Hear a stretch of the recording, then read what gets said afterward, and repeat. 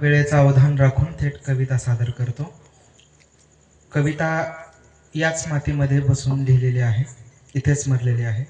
कवितेचं शीर्षक आहे रक्ताळलेली हाक।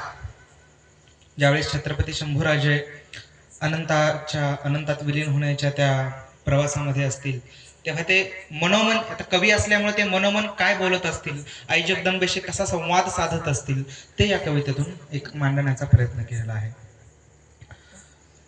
महाराज असं म्हणतात, मरण येण्या अगोदरच मरून गेलोय मी जगदंबे, मरण येण्या अगोदरच मरून गेलोय मी जगदंबे, सहनशीलतेच्या पलीकडच्या गावचा रहिवासी झालोय गांबे।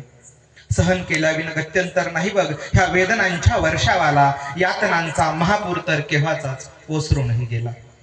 कवित्वातून व्यक्त व्हावं तर जीभ तरी कुठे आहे मुखामंदी, आई जगदंबे कवित्वातून व्यक्त व्हावं तर जीभ तरी कुठे मुखामंदी, बोटच नाहीत तर कशी गाई लेखनी धरू मी हातामंदी।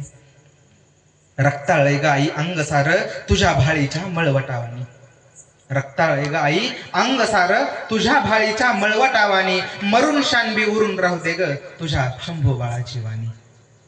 राजा आमिषाला जर राजी झाला तर रयतेनं काय करावं, राजाच आमिषाला राजी झाला तर रयतेनं काय करावं, म्हणून आई जगदंबे मी मरून शानबी ओरावं।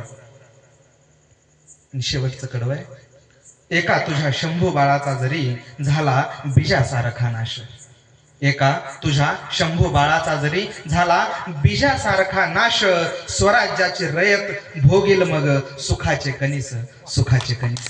धन्यवाद। कवी कृष्ण भगत। धन्यवाद।